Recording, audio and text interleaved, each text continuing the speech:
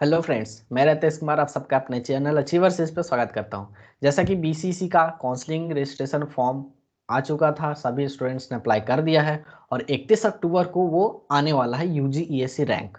अब UG ESC rank क्या है मैंने अपने लास्ट वीडियो में बता चुका है, आप उसे मेरे चैनल पे जाकर देख सकते हो।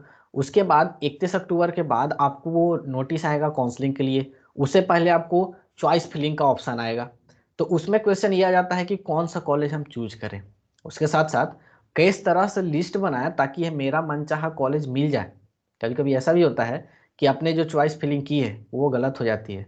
जो आपको पहले चाहिए था वो आपने नीचे रख दिया है, जो बाद में चाहिए था उसे ऊपर कर दिया है, तो उससे कुछ प्रॉब्लम आ जाती है। उसके अलावा जब आप चूज करते हो कॉलेज तो उसमें मन में डाउट रहता है कि इस कॉलेज में सब कुछ सही है या नहीं, प्लेसमेंट कैसा है, फैसिलिटी कैसा है, कैंपस एरिया, इंफ्रास्ट्रक्चर वगैरह वगैरह, बहुत सारे क्वेश्चन होते हैं। इसके साथ साथ ये भी होते हैं कि उस कॉलेज में कितना फी हमें देना पड़ेगा।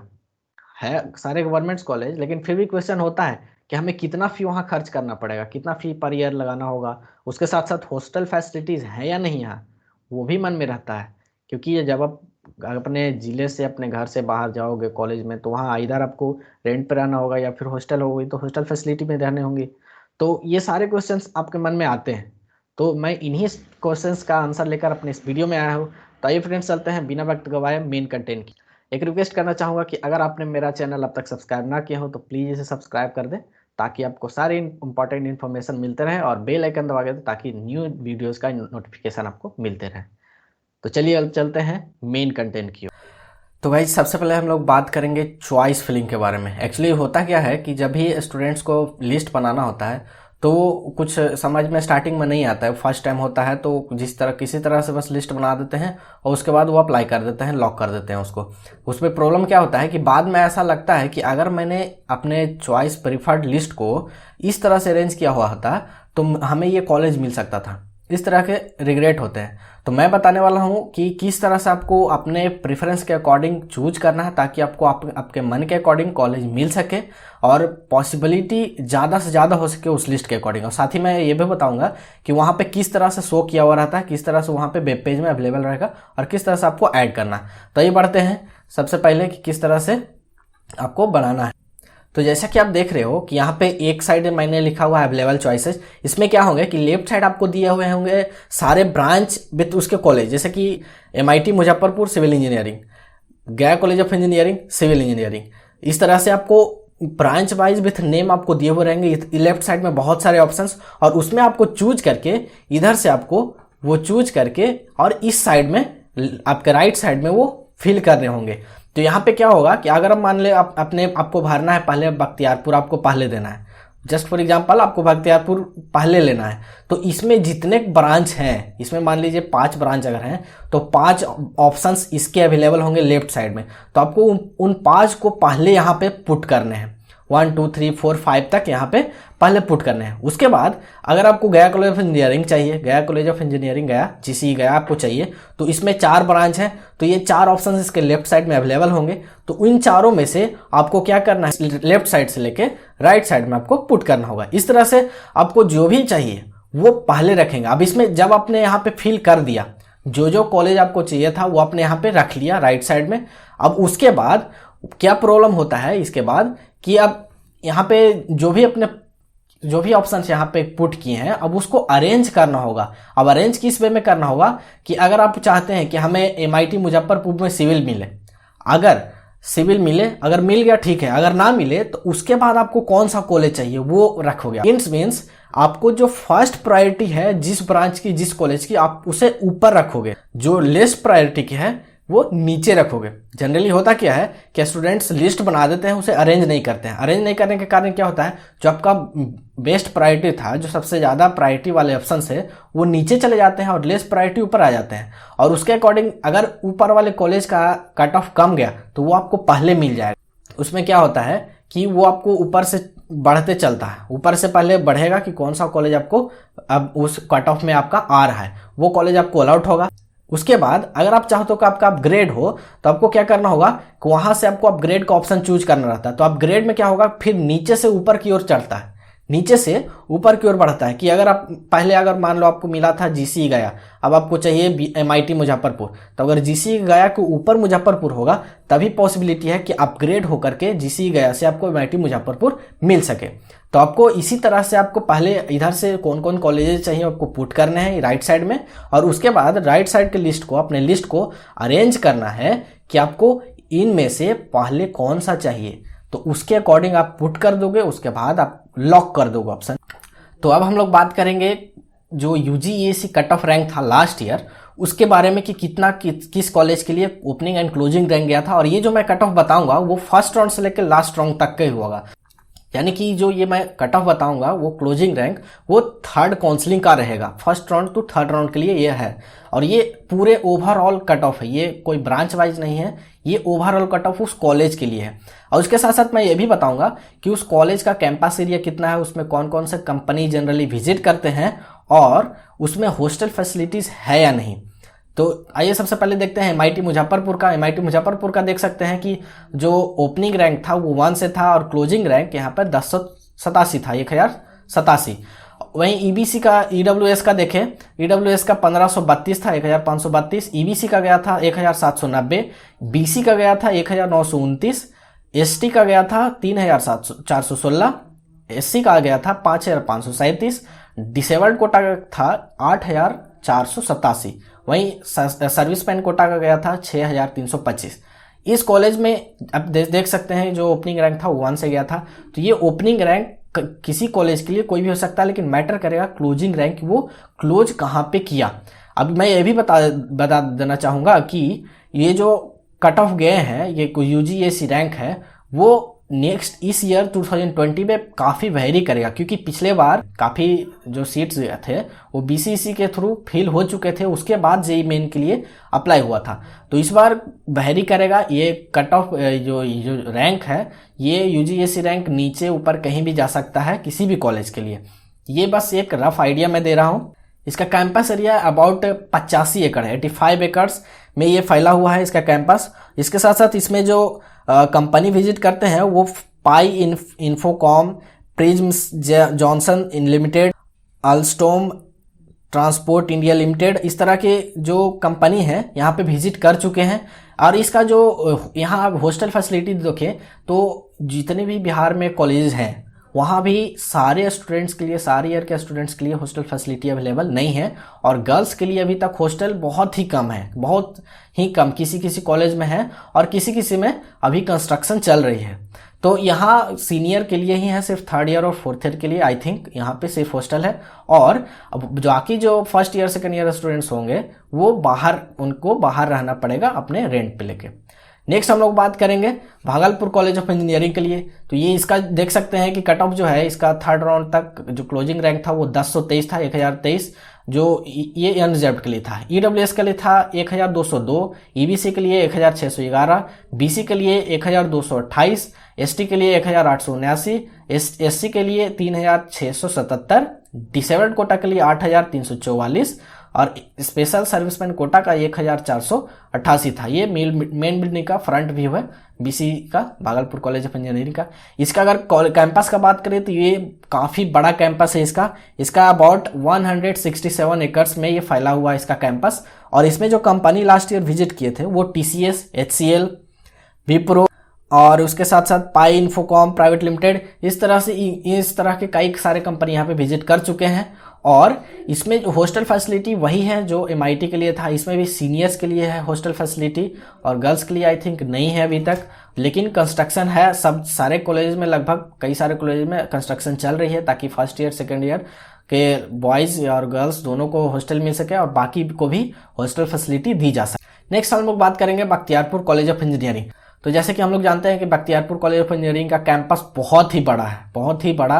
अनरिजर्व कट ऑफ था, अनरिजर्व कैटेगरी के लिए क्लोजिंग रैंक 2288 गया था, ईडब्ल्यूएस के लिए 2350 था, ईबीसी के लिए 2887 था, बीसी के लिए 2183 और एसटी के लिए 3025, एससी के लिए था 4463, अब डीक्यू के लिए था 2634 और स्पेशल सर्विसमैन कोटा के लिए जो क्लोजिंग रैंक था वो 7787 गया। तो वहाँ काफ़ी सारे कंपनी विजिट करते हैं और यहाँ हॉस्टल फैसिलिटी भी अवेलेबल है।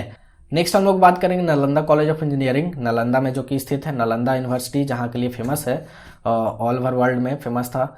वहाँ देखिए अनरिजर्व कैटेगरी के लिए जो क्लोजिंग रैंक गया था थर्ड राउंड काउंसलिंग के लिए वो था 2831, ईडब्ल्यूएस के लिए गया था 3413, बीसी के लिए 2535, ईबीसी के लिए 3499, एससी के लिए 6371, एसटी के लिए 4216, स्पेशल सर्विसमैन कोटा के लिए 3407 और डिसेबल्ड कोटा का गया था 8163। यहाँ भी कैंपस इसका काफ़ी बड़ा है और लगभग इसका कैंपस है 51.64 एकर्स में इसका फैला हुआ है। यहाँ जो कंपनी विजिट की हैं वो है Infocom private limited, cogent soft solution, इस टाइप से जो कंपनी है, कुछ कंपनी यहाँ पे विजिट कर चुकी हैं। और यहाँ हॉस्टल फैसिलिटी भी है लेकिन सिर्फ सीनियर के लिए आई थिंक है। नेक्स्ट हम लोग बात करेंगे गया कॉलेज ऑफ इंजीनियरिंग का, जहाँ की ये जो बिल्डिंग आप देख रहे हो, ये बिल्डिंग जो लास्ट ईयर ही इसका इनॉग्रेशन हुआ और ये बिल्डिंग यूज में आया है लास्ट ईयर ही। ये बिल्डिंग काफ़ी बड़ी है। इस कॉलेज के लिए जो कट ऑफ गया था अनरिजर्व्ड के लिए वो क्लोजिंग रैंक था 2853, ईडब्ल्यूएस के लिए 2234, बीसी के लिए 3018, ईबीसी के लिए 3672, एससी के लिए 5006, एसटी के लिए 4372, डिसेबल्ड कोटा के लिए 8301 और स्पेशल सर्विसमैन कोटा के लिए था 3395। ये जो कॉलेज है ये इसका कैंपस एरिया लगभग 87 एकड़ में फैला हुआ है। और यहाँ जो कंपनी विजिट किए हैं वो है HCL, DRDO, NTPC, Ircon, BSNL, वेल, टाटा मोटर्स, सेल, इस तरह के कई सारे कंपनी यहाँ पे विजिट कर चुकी हैं और विजिट भी होती हैं। यहाँ कुछ टाइम पहले ही यहाँ पे प्लेसमेंट सेल आई थी और वहाँ से HCL जो कंपनी है वो उसने लगभग 15 स्टूडेंट्स को रिक्रूट किया है इस बार। और यहाँ का जो है काफ़ी डेवलपमेंट है और काफ़ी अभी ग्रोइंग कॉलेज है। ये लगभग थर्ड रैंक पे रहता है। इसमें हॉस्टल फैसिलिटी भी अवेलेबल है लेकिन अभी थर्ड ईयर और फोर्थ ईयर के लिए ही है, सारे स्टूडेंट्स के लिए नहीं है। कुछ बिल्डिंग और कंप्लीट हो चुकी है और कुछ टाइम में वो भी जो है वो हॉस्टल में कन्वर्ट हो जाएगी और वहाँ भी कुछ फैसिलिटीज़ अवेलेबल नहीं हुई इसलिए वो स्टार्ट नहीं हुआ। और यहाँ गर्ल्स के लिए भी हॉस्टल स्टार्ट कर दिया गया है, गर्ल्स के लिए एक बिल्डिंग दे दी गई है। नेक्स्ट बात करेंगे हम लोग दरभंगा कॉलेज ऑफ इंजीनियरिंग का। यहाँ जो कट ऑफ है वो गया था अनरिजर्व्ड के लिए क्लोजिंग रैंक 3263, उसके बाद ईडब्ल्यूएस के लिए गया था 3805, बीसी के लिए 3356, ईबीसी के लिए 3543, एससी के लिए गया था 4885, एसटी के लिए गया था 4194, स्पेशल सर्विसमैन कोटा के लिए गया था 4979 और डिसेबल्ड कोटा का गया था 8664। और ये बगल में देख सकते हो आप, यहाँ पे जो है ये इसका मेन बिल्डिंग का व्यू है, फ्रंट व्यू। और नेक्स्ट हम लोग बात करेंगे मोतिहारी कॉलेज ऑफ इंजीनियरिंग का। Motihari college of engineering Motihari में स्थित है। इसका जो कट ऑफ है अनरिजर्व्ड के लिए वो थर्ड राउंड काउंसलिंग तक गया था 4248 अनरिजर्व्ड का। ईडब्ल्यूएस का देखें तो वो 4348 था और बीसी के लिए 4378 गया था, ईबीसी के लिए 4727 गया था, एससी के लिए 6323 गया था, एसटी के लिए 5995, स्पेशल सर्विसमैन कोटा के लिए 7079 गया था और डिसेबल्ड कोटा गया था 6810। इस कॉलेज का ये जो बिल्डिंग है ये देख रहे हैं, ये फ्रंट व्यू है एक बिल्डिंग का उस कॉलेज का। इसका कैंपस एरिया अगर बात करें तो ये लगभग 48 एकर्स में फैला हुआ है और इसमें जो कंपनी विजिट कर चुके हैं वो पाई इन्फोकॉम प्राइवेट लिमिटेड, ग्रीफो और HCL जैसे कंपनी यहाँ पे विजिट कर चुकी है। यहाँ नेक्स्ट जो हम लोग बात करेंगे वो है Katihar college of engineering, Katihar में स्थित है। इसका ये जो व्यू देख रहे हैं काफ़ी सारे बिल्डिंग्स है, इस तरह से देख रहे हैं आप। इसका जो कट ऑफ गया था वो अनरिजर्व्ड के लिए 7067 गया था, लास्ट राउंड जो थर्ड राउंड काउंसलिंग था उसके लिए क्लोजिंग रैंक। ईडब्ल्यूएस का गया था 8378, बीसी के लिए गया था 8082, ईबीसी के लिए गया था 7963, एससी के लिए 7428, एसटी के लिए गया था 4220, स्पेशल सर्विसमैन कोटा का गया था 7945 और डिसेबल्ड कोटा का गया था 7652। नेक्स्ट हम लोग बात करेंगे लोक नायक जयप्रकाश कॉलेज ऑफ इंजीनियरिंग के बारे में। ये जो है ये छपरा में स्थित है और इसका जो अनरिजर्व्ड कैटेगरी था उसका जो क्लोजिंग रैंक गया था वो 4122 था। ईडब्ल्यूएस के लिए 4765, बीसी के लिए 4236, ईबीसी के लिए 4592 और एससी के लिए 6622, एसटी के लिए 3953 और सर्विसमैन कोटा का गया था 6991, डिसेबल्ड कोटा का गया था 8,441। इसका अगर कैंपस एरिया का बात करें तो वो लगभग 45 एकड़ 45 एकड़ में फैला हुआ है। और इसमें जो कंपनी विजिट कर चुकी है वो है टाटा, इन्फोसिस, HCL, इस टाइप ये जो कंपनी है ये कंपनी यहाँ पे विजिट कर चुकी है। नेक्स्ट हम लोग बात करेंगे सीतामढ़ी इंस्टीट्यूट ऑफ टेक्नोलॉजी जो कि सीतामढ़ी में स्थित है। यहाँ पे जो देख सकते हैं ये बिल्डिंग है उसका। और यहाँ जो कट ऑफ गया था अनरिजर्व के लिए वो 8,253, EWS के लिए गया था 7,831, BC के लिए 7,857, EBC के लिए 8,273, SC के लिए 8,376, ST के लिए 7,617, स्पेशल सर्विसमेन कोटा के लिए 7,079 और डिसेबल्ड कोटा का गया था 7,500। अब कुछ और जो इसके अलावा कॉलेज हैं जो कि जिनके कुछ जगह पे कैंपस कंप्लीट नहीं हुए हैं, जो उसका बिल्डिंग है कैंपस बिल्डिंग वो अभी अवेलेबल नहीं है, कंस्ट्रक्शन चल रही है। और कुछ के बिल्डिंग कंप्लीट भी है, जैसा कि पूर्णिया कॉलेज ऑफ इंजीनियरिंग इसका अपना बिल्डिंग है, सहरसा इसका भी है, शेरशाह कॉलेज ऑफ इंजीनियरिंग जो कि सासाराम में है उसका भी अवेलेबल है, BP मंडल मधेपुरा में है इसका भी बिल्डिंग अवेलेबल है। ये कुछ कॉलेज हैं जिनके बिल्डिंग अवेलेबल है और ये भी BCEC के अंडर में आते हैं। और इसके बाद कुछ कॉलेज हैं जिसके बिल्डिंग कंप्लीट नहीं है, वो है government engineering college Aurangabad, government engineering college Jehanabad, government engineering college Arwal. ये जो 3 कॉलेज हैं नीचे में उसके बारे में बता दूं कि ये जो 3 कॉलेज हैं इनका जो पहले जो कैंपस था सेशन का 2019 से 20 के लिए वो गया कॉलेज ऑफ इंजीनियरिंग में ही था। इनका जो क्लासेस चल रहे थे वो गया कॉलेज ऑफ इंजीनियरिंग में ही चल रहे थे। और उसके बाद नेक्स्ट ईयर जो कि 2020 टू 2021 के लिए इनको शिफ्ट कर दिया गया है औरंगाबाद जो है GEC औरंगाबाद उनको शिफ्ट कर दिया गया है सासाराम सेंटर पे। और ये जो अभी 2 कॉलेज हैं जहानाबाद और अरवल इनका अभी यहीं चल रहा है, गया से ही चल रहा है, गया कैंपस में ही, गया कॉलेज ऑफ इंजीनियरिंग के कैंपस में ही चल रहा है। इन तीनों का बिल्डिंग कंप्लीट नहीं है। तो अगर किन्हीं को चाहिए होगा औरंगाबाद और हैं वो गया में या गया में रहना चाहते हैं तो ये 3 कॉलेज में अप्लाई कर सकते। तो ये थे हमारे कॉलेज और उसके कट ऑफ जो लास्ट ईयर गए थे। जैसे कि मैंने बताया कि ये कट ऑफ काफ़ी वेरी भी कर सकता है क्योंकि पिछली बार काफ़ी सीट्स BCEC के थ्रू फिल हो चुकी थी और इस बार जो है कम्प्लीटली JEE मेन के थ्रू हो रहा है। तो पहले जो भी कट ऑफ गया था जिस कॉलेज के लिए जो मिनिमम परसेंटाइल गए थे इस बार वो परसेंटाइल और नीचे जाएंगे, यानी कि नीचे तक। पहले अगर मान लीजिए गया कॉलेज ऑफ इंजीनियरिंग में जो 3rd राउंड काउंसलिंग के लिए जो परसेंटाइल था लोवेस्ट वो जनरल कैटेगरी में अगर मान लीजिए वो 80 के लगभग है तो इस बार 80 से नीचे तक जाएगी क्योंकि सारे स्टूडेंट्स JEE मेन के थ्रू ही आ रहे हैं। तो फ्रेंड्स अब हम बात करेंगे एक और इम्पॉर्टेंट टॉपिक के बारे में जो कि रिलेटेड है फीस स्ट्रक्चर से।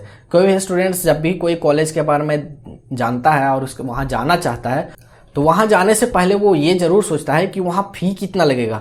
वो खर्च अपना एक्सपेंडिचर आप हर कोई कैलकुलेट करता है और उसके लिए आपके लिए पास इन्फॉर्मेशन होना चाहिए कि जो कॉलेज में हम जा रहे हैं या जहाँ भी जा रहे हैं वहाँ खर्च कितना आएगा, कितना किस में की फी है, कितना चार्ज है। तो वही मैं बताने वाला हूँ आपको कि यहाँ पे जो BCEC के अंडर में जितने भी BCEC के अंडर में कॉलेज हैं वो एफिलिएटेड है AKU पटना से, आर्यभट्ट नॉलेज यूनिवर्सिटी पटना से वो एफिलिएटेड है। यहाँ आप देख सकते हैं कि जो भी मैं गया कॉलेज ऑफ इंजीनियरिंग के अकॉर्डिंग बता रहा हूँ, थोड़ा थोड़ा वेरी कर सकता है किसी में, क्योंकि हर कॉलेज का मे भी थोड़ा थोड़ा वेरी करे या सेम भी हो सकता है।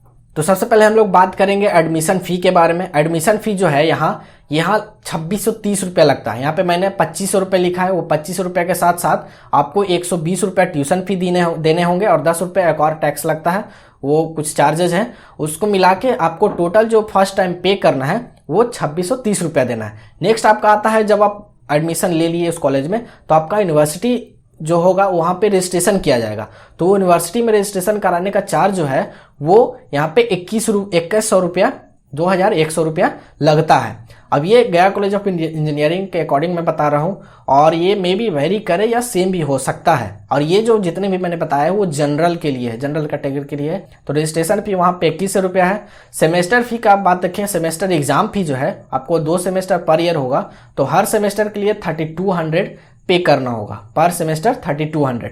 वहीं फिर डेवलपमेंट फी आपको पर ईयर लगता है, पर ईयर जो कॉलेज को पे करना होता है। ये जो एग्जामिनेशन फी है वो आपको यूनिवर्सिटी को जाएगा और ये जो डेवलपमेंट फ़ी है वो कॉलेज को दिया जाएगा। कॉलेज आपसे लेगी। ये 25 रुपये पर ईयर दिया जाता है। उसके बाद अब जो मैंने बताया था यहाँ पे एडमिशन फ़ी में कि ट्यूशन फ़ी जो है 120 रुपीज़ पर ईयर लिया जाता है, वो आपको पे करना होगा पर ईयर 120। उसके बाद मेन जो पॉइंट आता है हॉस्टल के बारे में कि वहाँ हॉस्टल है या नहीं। तो मैंने बताया किस कॉलेज में हॉस्टल है, किस कॉलेज में नहीं है, किसके लिए अवेलेबल है। तो हॉस्टल फ़ी जो है वो यहाँ लगभग 8,500 रुपये पर ईयर लगता है। वहाँ जो भी BCC के कॉलेजेस हैं वहाँ लगभग 8500 रुपये पर ईयर आपको पे करना है। ये कहीं कहीं वैरी भी कर सकता है या सेम भी हो सकता है। उसके बाद जो मेस फी है, जो फूडिंग चार्ज है, ये तो लॉजिंग चार्ज था 8,500 रुपये पर ईयर। जो फूडिंग चार्ज है वो आपको लगभग 2200 रुपये पर मंथ पे करने हैं। वो जो फूडिंग चार्ज है वो 2200 रुपये पर मंथ लगेंगे और ये आप अपने अकॉर्डिंग चेंज भी कर सकते हो, कहीं और भी ले सकते हो और वेरी कर सकता है। तो ये जो है वो मैंने बताया जो गवर्नमेंट के थ्रू या कॉलेज के थ्रू फिक्स किया गया है। तो ये थे हम आपकी कंप्लीट फीस स्ट्रक्चर। जो भी आप कॉलेज में जाओगे आपको लगभग इतना ही हर एस्पेक्ट में आपको देना होगा। आप इसके अकॉर्डिंग आप कैलकुलेट कर सकते हो कि आपको पर ईयर कितना खर्च जाएगा। उसके अकॉर्डिंग आप एलिजिबल हो या नहीं, कैपेबल हो या नहीं, और उसके अकॉर्डिंग आप अपना अरेंजमेंट कर सकते हो। तो फ्रेंड्स ये थे हमारे अब तक के कंप्लीट इन्फॉर्मेशन। आई होप ये आपके लिए कुछ हेल्पफुल हो। तो अगर आपको ये वीडियो अच्छा लगा हो तो प्लीज़ इसे लाइक कर दें, और अगर आपने अब तक मेरे चैनल को सब्सक्राइब ना किया हो तो प्लीज़ इसे सब्सक्राइब कर दें। Thank you very much.